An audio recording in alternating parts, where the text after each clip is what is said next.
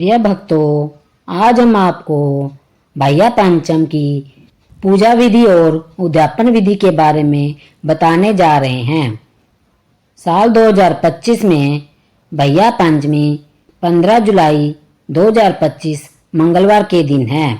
श्रावण मास की कृष्ण पक्ष की पंचमी तिथि को भैया पंचम मनाई जाती है और सावन मास के शुक्ल पक्ष की पंचमी तिथि को नागपंचमी का त्योहार मनाया जाता है।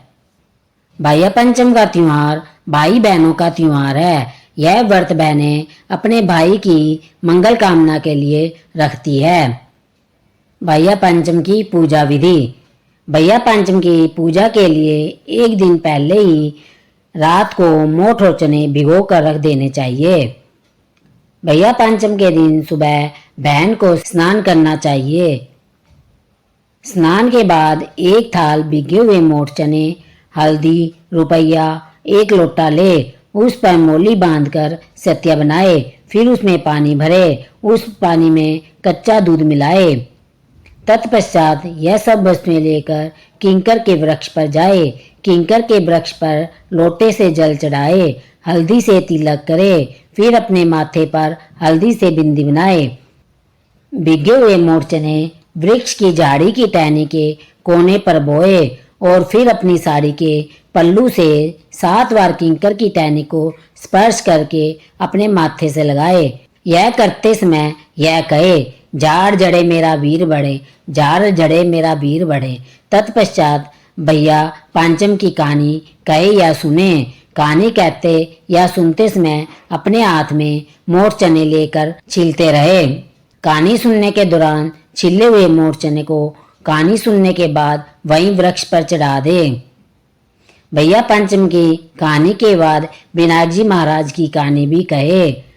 विनायक जी महाराज की कहानी कहने सुनने के बाद सूरज भगवान को जल दे, परंतु ध्यान रहे कि थोड़ा सा जल बचा कर रखना है, जिसका प्रयोग घर लौटने पर करना है। घर के बाहर पहुंचकर अंदर आने से पूर्व घर के दरवाजे के दोनों कोनों पर पानी डाले, फिर हल्दी से स्वास्तिक बनाए। इसके बाद घर में प्रवेश करे। घर में आकर एक थाली में मोठ चने, फल, मिठाई, रुपया रखकर एक अन्य लोटे में जल लेकर बायना निकाले। यह बायना अपनी सास को दे और यदि सास न हो तो जेठानी या नंद को देकर चरण स्पर्श करे और आशीर्वाद ले। यह पूजा अविवाहित लड़कियां भी कर सकती है। वो यह बायना अपनी छोटी बहनों को दे सकती है। उद्यापन विधि। नवविवाहिता स्त्री को शादी से पहले वर्ष अपने मायके में ही भैया पंचम मनानी चाहिए। अच्छे से तैयार होकर सिर पर चुनरी ओढ़कर भैया पंचम की विधि विधान से पूजा करके कहानी सुनने के बाद एक थाली में भिगे हुए मोठ चने रखकर साथ में फल, मिठाई, साड़ी, ब्लाउज और दक्षिणा रखकर बायना लेकर ससुराल जाकर अपनी सास या ननद या जिठानी को दे और उनके चरण स्पर्श करके आशीर्वाद प्राप्त करे। भैया पंचम की कहानी। बहुत समय पहले की बात है। एक गांव में एक साहूकार रहता था। उसके 7 पुत्र थे। वो 7 विवाहित थे। साहूकार की 6 बहुओं के भाई थे और उनका मायका बहुत समृद्ध था, परंतु 7वीं बहू के कोई भाई नहीं था और ना ही उसका मायका इतना धनवान था। एक बार श्रावण मास की भैया पंचम आई, तब साहूकार की 6 बहुएं अपने मायके जाने की तैयारी करने लगी। जल्दी जल्दी घर के काम निपटाकर वो अपने मायके भैया पंचम मनाने जाना चाहती थी। वो 6 बहुएं कुएं पर पानी भर रही थी। तभी किसी ने उनसे पूछा कि तुम सभी तो यहाँ हो, पर तुम्हारी देवरानी कहाँ है? तो उन्होंने उत्तर दिया कि आज भैया पंचम है और हमें अपने पियर जाना है भैया पंचम की पूजा के लिए, परंतु उसके कोई भाई नहीं है, इसलिए वो अंदर चुपचाप बैठी है और अपने काम कर रही है। उनकी सभी बातें एक सरप सुन रहा था। एक बार उस छोटी बहू ने उस सरप के जीवन की रक्षा की थी, इसलिए वो सरप उसका आभारी था उन बहुओं की बातें सुनकर सरप उन बहुओं के पीछे पीछे उनके घर पहुंच गया। घर पहुंचकर उस सरप ने आदमी का रूप ले लिया। घर में आकर उस सरप ने साहूकार की छोटी बहू को अपनी बहन बताया और कहा कि वो उसका दूर रिश्ते का भाई है। उसने वहां सबका अभिवादन किया, लेकिन छोटी बहू को यकीन नहीं हुआ, इसलिए उसने उससे कहा, मेरा कोई भाई नहीं है, तुम कौन हो, मैं तुम्हें नहीं जानती। तब उसने उसको विश्वास दिलाया कि वो उसका भाई है और कहा कि मेरा जन्म तुम्हारे विवाह के बाद हुआ था। यह जानकर उसे बहुत खुशी हुई। वो सबसे कहने लगी, मेरा भाई आया है, मेरा भाई आया है। उसे याद आया कि आज तो भैया पंचम है, परंतु उसने कभी यह त्योहार नहीं बनाया था, इसलिए उसे इसकी विधि नहीं पता थी। उसने अपनी सास से भैया पंचम की विधि पूछी। बोली, सासू माँ, मेरा भाई आया है और आज भैया पंचमी है, मैं क्या करूं? उसकी सास ने कहा कि पहले चूल्हा लीप, फिर उस पर चावल चढ़ा। जब चावल बन जाए उसमें घी बूरा मिलाकर अपने भाई को खिला। उसने वैसा ही किया। खाना खाने के बाद उस भाई ने कहा, बहन, मैं तुम्हें अपने घर ले जाने के लिए आया हूँ, सब तुमसे मिलकर बहुत खुश होंगे। बहू ने अपनी सास से पूछा तो उसकी सास ने भी उसे जाने की आज्ञा दे दी। जब इंसान के रूप में सरप अपनी बहन को अपने साथ लेकर वहां से चला तो उसने मार्ग में उस बहन को अपने विषय में बताया कि मैं एक सरप हूँ और एक बार तुमने मेरे जीवन की रक्षा करी थी और मुझे भाई मानना था, इसलिए मैं अब तुम्हारा धर्म का भाई हूँ। अपने बिल के पास पहुंचकर मैं अपनी असली रूप में आऊंगा, तब तुम बिना डरे मेरी पूंछ को पकड़ लेना और मेरे साथ बाम्बी में आ जाना। उसने वैसा ही किया और बाम्बी में पहुंचने के बाद उस सरप ने उसे अपने परिवार से मिलाया और अपनी पत्नी से कहा, ये मेरी धर्म की बहन है। तब उसकी पत्नी बोली, यह मेरी ननद है। भतीजे बोले, हमारी बुआ आई है। सब ने मिलकर उसका स्वागत किया।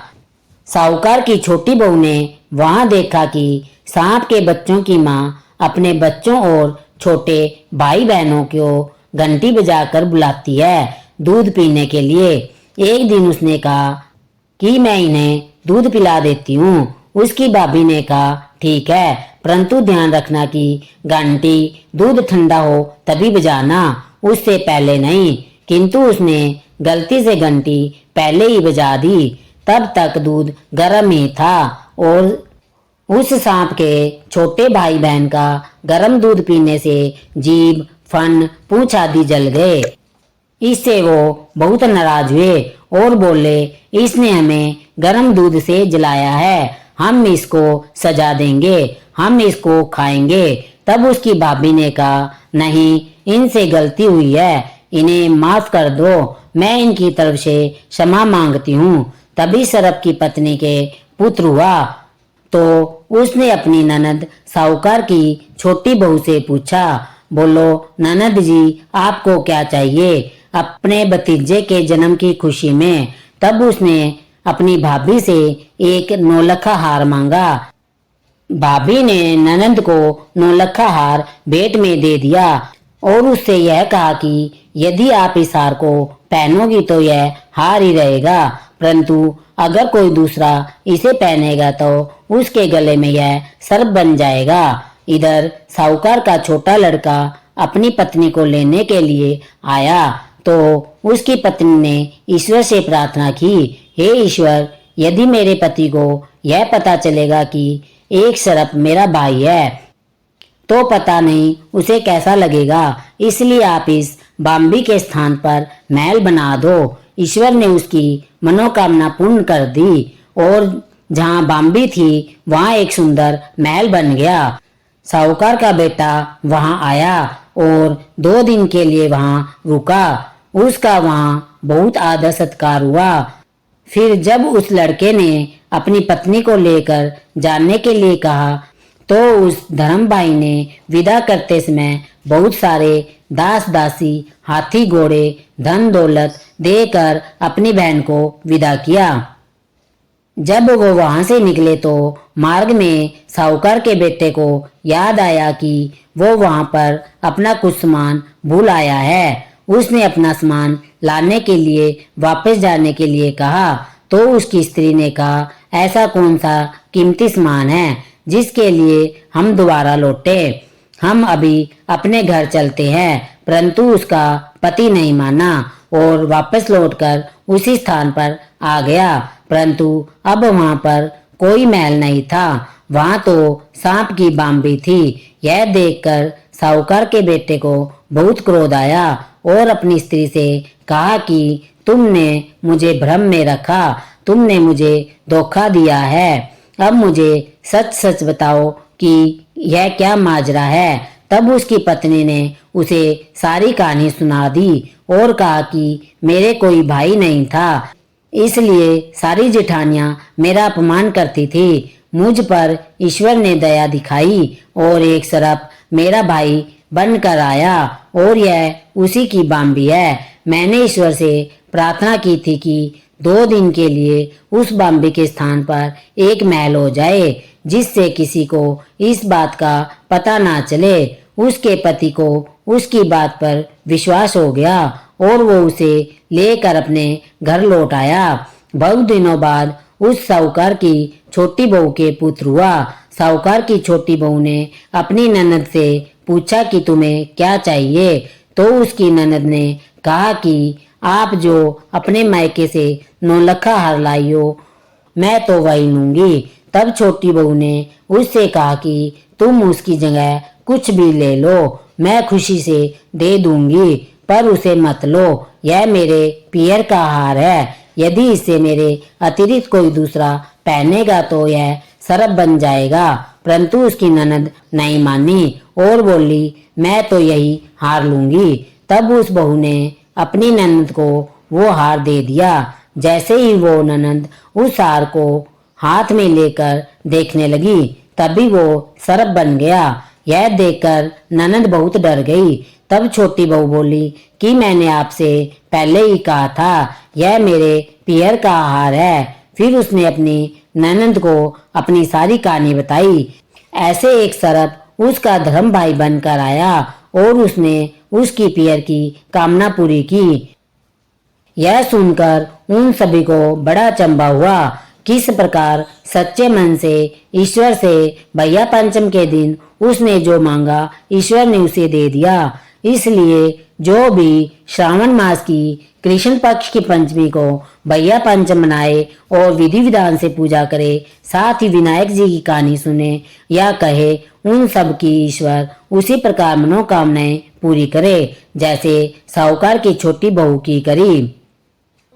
विनायक जी की कहानी। एक दिन एक लड़का विनायक जी से मिलने के लिए अपने घर से चल दिया और अपनी माँ से बोला कि मैं विनायक जी से मिलकर ही वापस आऊंगा। चलते चलते वो लड़का एक बियावान जंगल में पहुंच गया। उसे ऐसा देखकर गणेश जी को उस पर दया आ गई। उन्होंने सोचा कि ये लड़का मुझसे मिलने का नाम लेकर घर से निकला है, कहीं जंगल में इसके साथ कुछ अनिष्ट ना हो जाए। यही सोचकर विनायक जी एक बूढ़े ब्राह्मण का रूप धारकर उसके पास आए और बोले, बेटा तू कहाँ और किसके पास जा रहा है? वह लड़का बोला कि मैं अपने घर से विनायक जी से मिलने के लिए निकला हूँ, मैं उन्हीं के पास जा रहा हूँ। यह सुनकर बूढ़े ब्राह्मण का रूप धारण किए विनायक जी बोले, मैं ही विनायक हूँ, बोल तुझे क्या चाहिए? जो भी मांगना है मांग ले, परंतु एक बार में ही मांगना। यह सुनकर उस लड़के ने कहा, अन्न हो, धन हो, हाथी की सवारी हो, महल में गुलाब के फूल जैसी सुंदर स्त्री बैठी हो। उसकी चतुराई देखकर विनायक जी प्रसन्न हो गए और बोले, लड़के तूने तो सब कुछ मांग लिया, जा सब कुछ वैसा ही होगा जैसा तूने मांगा है।